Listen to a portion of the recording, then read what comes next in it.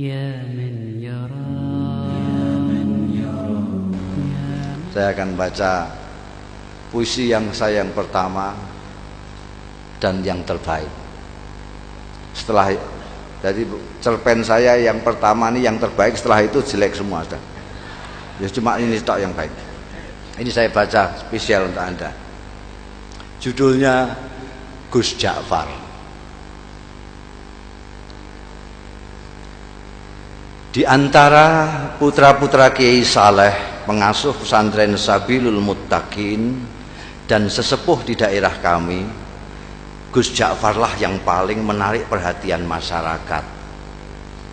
Mungkin Gus Ja'far tidak sealim dan sepandai saudara-saudaranya, tapi dia mempunyai keistimewaan yang membuat namanya tenar hingga keluar daerah. Malah konon beberapa pejabat tinggi dari pusat memerlukan sowan khusus ke rumahnya setelah mengunjungi Kiai Saleh. Kata Kang Solikin yang dekat dengan keluarga dalem, bahkan Kiai Saleh sendiri segan dengan anaknya yang satu itu. Kata Kiai, Gus Ja'far itu lebih tua dari beliau sendiri. Cerita Kang Solikin suatu hari kepada kawan-kawannya yang sedang membicarakan putra bungsu Kiai Saleh itu. Saya sendiri tak paham apa maksudnya kok anaknya lebih tua dari beliau itu. Tapi Gus Ja'far memang luar biasa, kata Mas Bambang, pegawai Pemda yang sering mengikuti pengajian subuh Kiai Saleh. Matanya itu loh, sekilas saja beliau melihat kening orang, kok langsung bisa melihat rahasianya yang tersembunyi. Kalian ingat enggak Sumini yang anak penjual rujak di terminal lama itu, yang dijuluki perawan tua itu? Sebelum dilamar orang Sabrang kan ketemu Gus Ja'far. Waktu itu Gus Ja'far bilang, "Sum, kulihat kok keningmu kok bersinar, sudah ada yang ngelamar ya?" Loh, tak lama kemudian orang Sabrang itu datang melamar Sumini. Kang Kandar kan juga begitu, timpal Mas Guru Slamet. Kalian kan mendengar sendiri ketika Gus Ja'far bilang kepada tukang kebun SD 4 itu, "Kang, saya lihat hidung sampean kok sudah bengkok, sudah capek menghirup napas ya?" Loh, ternyata besoknya Kang Kandar meninggal.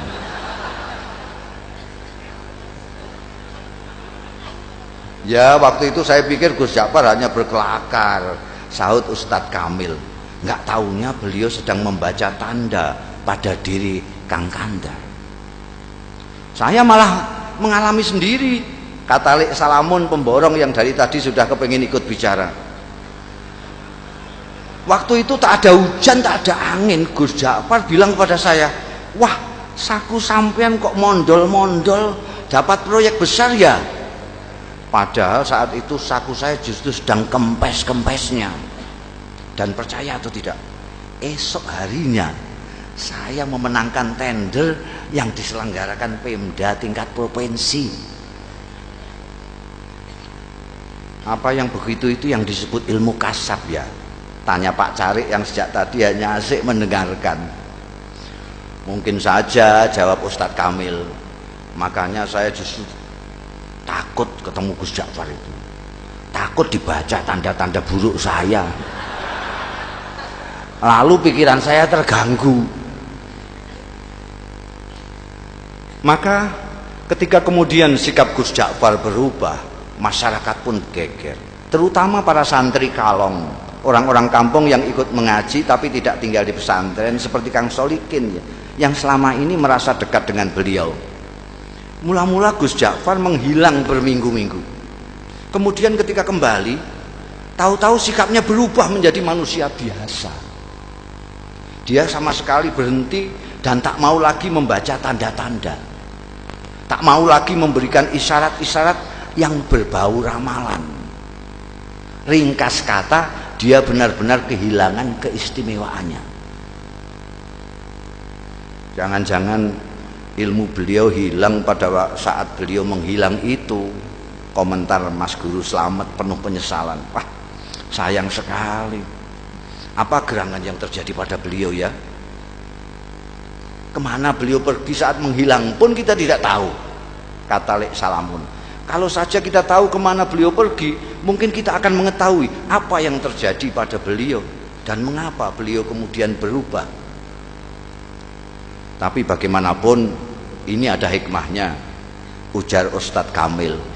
Paling tidak kini kita tidak bisa setiap saat menemui Gus Ja'far paling tidak kini kita bisa setiap saat menemui Gus Ja'far tanpa merasa deg-degan dan was-was. Bisa mengikuti pengajiannya dengan niat tulus mencari ilmu, tidak takut ditebak-tebak. Maka jika kita ingin mengetahui apa yang terjadi dengan Gus kita ini hingga sikapnya berubah dan ilmunya hilang, sebaiknya kita langsung saja menemui beliau. Begitulah sesuai usul Ustadz Kamil pada malam Jumat sehabis wiridan salat Isya, saat mana Gus Ja'far Prai tidak mengajar, rombongan santri Kalong sengaja mendatangi rumahnya. Kali ini hampir semua anggota rombongan merasakan keakraban Gus Ja'far jauh melebihi yang sudah-sudah. Mungkin karena kini tidak ada lagi sekat berupa rasa segan, was-was dan takut dibaca tanda-tandanya. Setelah ngobrol kesana kemari, akhirnya Ustadz Kamil berterus terang mengungkapkan maksud utama kedatangan rombongan. Gus, di samping silaturahmi seperti biasa, malam ini kami datang juga dengan sedikit keperluan khusus. Singkatnya, kami penasaran dan sangat ingin tahu latar belakang perubahan sikap sampean. Perubahan apa? Tanya Gus Ja'far sambil tersenyum penuh arti. Sikap yang mana? Kalian ini ada-ada saja. Saya kok merasa tidak berubah. Dulu sampean kan biasa dan suka membaca tanda-tanda orang, tukas Mas Guru Slamet. Kok sekarang tiba-tiba makpet? Sampean tak mau lagi membaca, bahkan diminta pun tak mau.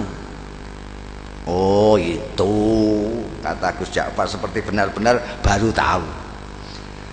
Tapi dia tidak segera meneruskan bicaranya, diam agak lama. Baru setelah menyeruput kopi di depannya, dia melanjutkan. Ceritanya panjang. Dia berhenti lagi, membuat kami tidak sabar, tapi kami diam saja. Kalian ingat enggak, saya lama menghilang?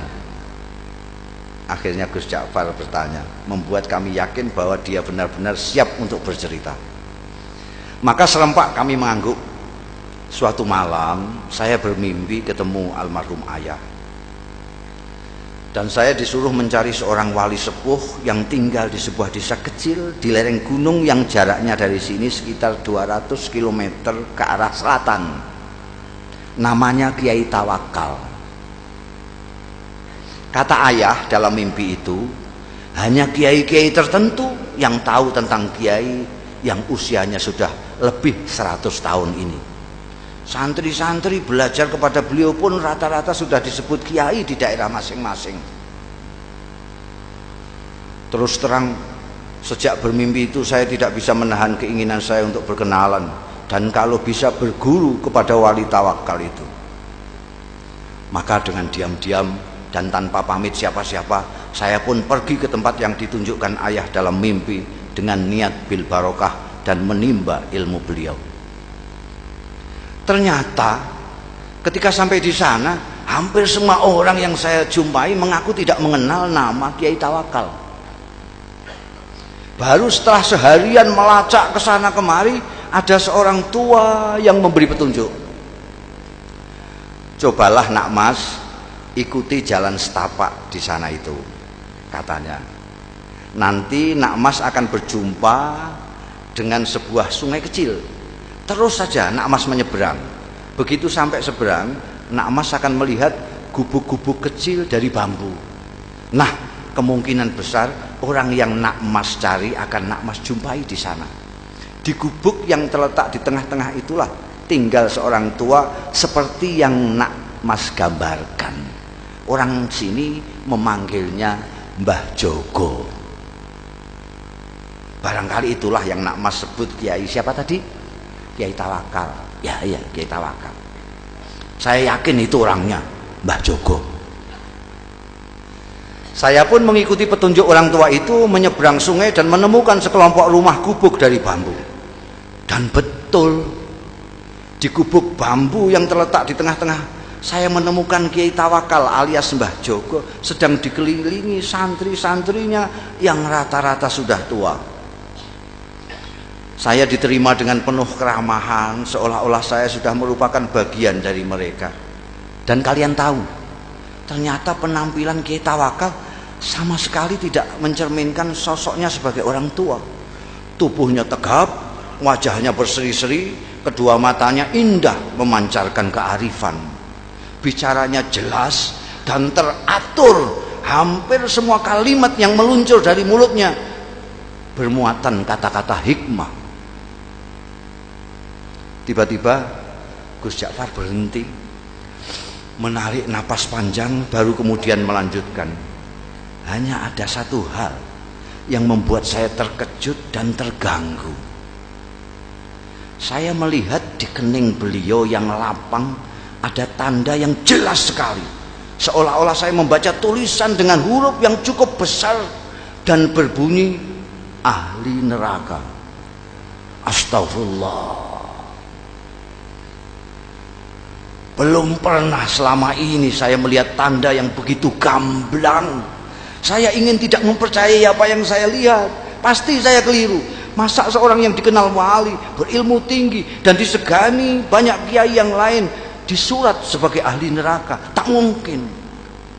Saya mencoba meyakinkan diri saya bahwa itu hanyalah ilusi, tapi tak bisa. Tanda itu terus melekat di kening beliau. Bahkan belakangan saya melihat tanda itu semakin jelas ketika beliau habis berwudu. Gila. Akhirnya niat saya untuk menimba ilmu kepada beliau, meskipun secara lisan memang saya sampaikan demikian, dalam hati sudah berubah menjadi keinginan untuk menyelidiki dan memecahkan keganjilan ini. Beberapa hari saya amati perilaku Kiai Tawakal. Saya tidak melihat sama sekali hal-hal yang mencurigakan. Kegiatan rutinnya sehari-hari tidak begitu berbeda dengan kebanyakan kiai yang lain. Mengimami salat jamaah, melakukan salat-salat sunnah seperti duha, tahajud, witir dan sebagainya, mengajar kitab-kitab, umumnya kitab-kitab besar, mujahadah, zikir malam, menemui tamu dan semacamnya. Kalaupun beliau keluar, biasanya untuk memenuhi undangan hajatan atau, dan ini sangat jarang sekali, mengisi pengajian umum. Memang ada kalanya beliau keluar pada malam-malam tertentu, tapi menurut santri-santri yang lama itu pun merupakan kegiatan rutin yang sudah dijalani Kiai Tawakal sejak muda, semacam lelono broto kata mereka. Baru setelah beberapa minggu tinggal di pesantren, saya mendapat kesempatan atau tepatnya keberanian untuk mengikuti Kiai Tawakal keluar. Saya pikir inilah kesempatan untuk mendapatkan jawaban atas tanda tanya yang selama ini mengganggu saya. Begitulah pada suatu malam purnama, saya melihat Kiai keluar dengan berpakaian rapi. Beliau berbelok. Ketika kemudian saya ikuti belok, saya kaget ternyata sosoknya tak kelihatan lagi. Yang terlihat justru sebuah warung yang penuh pengunjung. Terdengar gelak tawa ramai sekali. Dengan bengong saya mendekati warung terpencil dengan penerangan petromak itu. Dua orang wanita, yang satu masih muda, yang satu lagi agak lebih tua, dengan dandanan yang menor, sibuk melayani pelanggan sambil menebar tawa genit ke sana kemari. Tidak mungkin Kiai mampir ke warung ini, pikir saya. Ke warung biasa saja tidak pantas, apalagi warung yang suasananya saja mengesankan kemesuman itu. Mas Ja'far. Tiba-tiba saya dikagetkan oleh suara yang tak asing di telinga saya, memanggil-manggil nama saya. Masya Allah, saya hampir tidak mempercayai pendengaran dan penglihatan saya. Memang betul, mata saya melihat Kiai Tawakal melambaikan tangan dari dalam warung. Dengan kikuk dan pikiran tak karuan, saya pun terpaksa masuk dan menghampiri kiai saya yang duduk santai di pojok. Warung penuh dengan asap rokok. Kedua wanita menor menyambut saya dengan senyum penuh arti.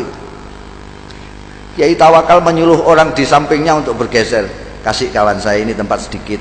Lalu kepada orang-orang yang ada di warung, Kiai memperkenalkan saya. Katanya, ini kawan saya, dia baru datang dari daerah yang cukup jauh, cari pengalaman katanya.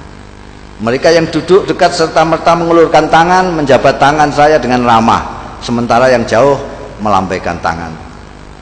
Saya masih belum sepenuhnya menguasai diri, masih seperti dalam mimpi. Ketika tiba-tiba saya dengar Kiai menawari, minum kopi ya. Saya mengangguk asal mengangguk. Kopi satu lagi yuk, kata Kiai kepada wanita warung sambil mendorong piring jajan ke dekat saya. Silakan, ini namanya Rondo Royal, tape goreng kebanggaan warung ini. Lagi-lagi saya hanya mengangguk kepala asal mengangguk. Kiai Tawakal kemudian asik kembali dengan kawan-kawannya dan membiarkan saya bengong sendiri.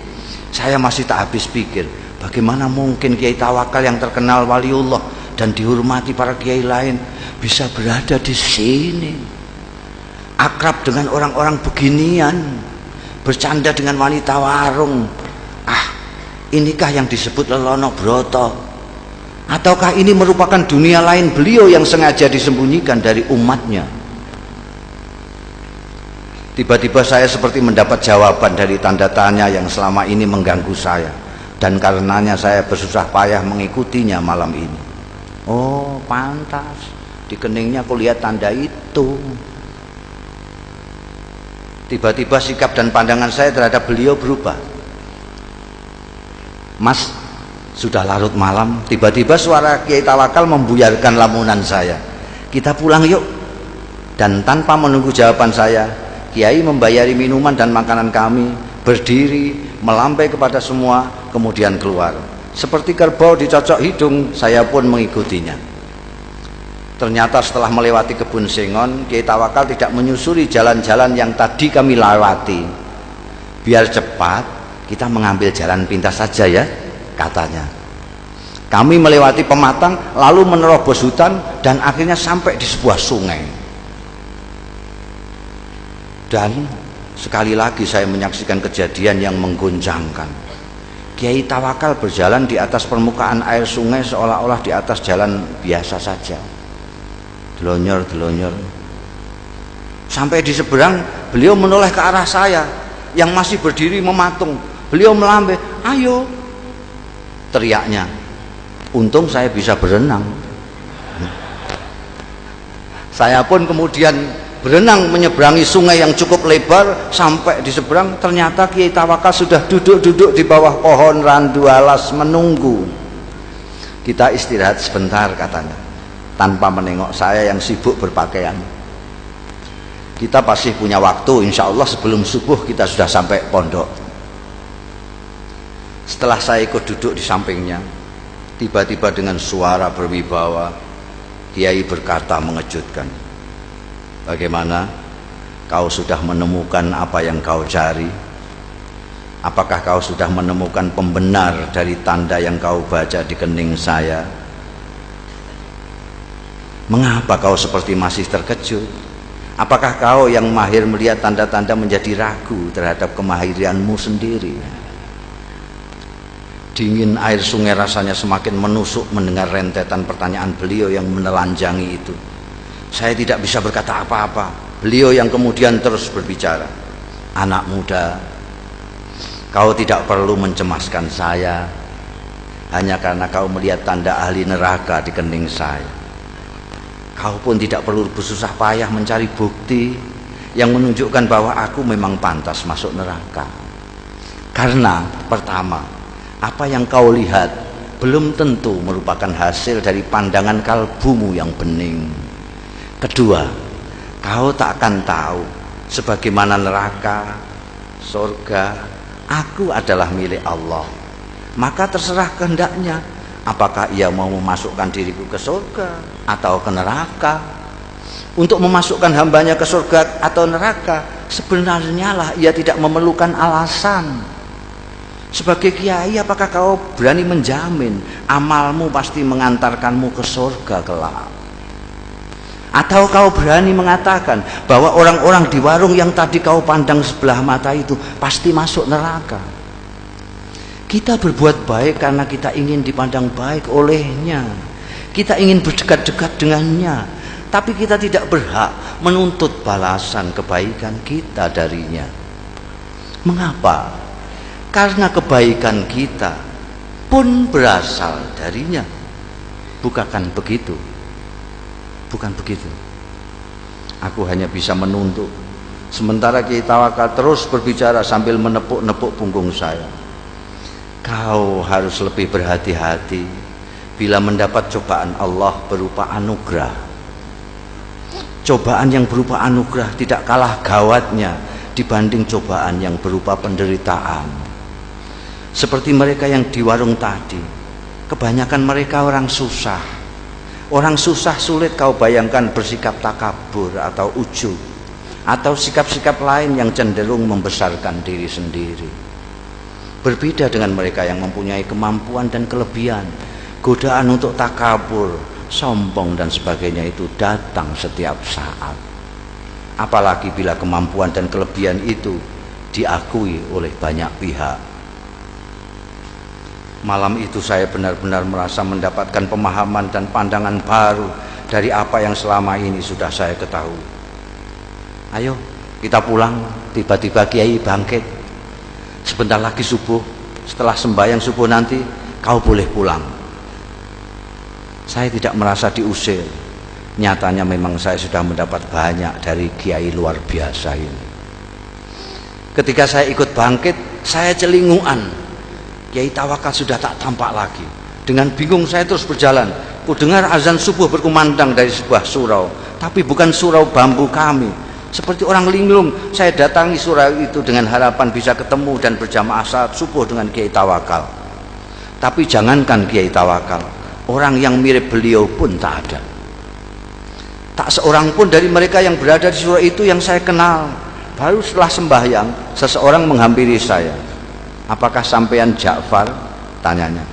Ketika saya mengiyakan, orang itu pun menyerahkan sebuah bungkusan besar yang ternyata berisi barang-barang milik saya sendiri. Ini titipan Mbah Jogo. Katanya milik sampean. Beliau di mana? Tanya saya buru-buru. Mana saya tahu, jawabnya. Mbah Jogo datang dan pergi semaunya. Tak ada seorang pun yang tahu dari mana beliau datang dan kemana beliau pergi. Begitulah ceritanya. Dan Kiai Tawakal alias Mbah Jogo yang telah berhasil mengubah sikap saya itu tetap merupakan misteri. Gus Ja'far sudah mengakhiri ceritanya, tapi kami yang dari tadi suntuk mendengarkan masih diam tercenung sampai Gus Ja'far kembali menawarkan sungguhannya. Monggo tidak. Wassalamualaikum warahmatullahi wabarakatuh.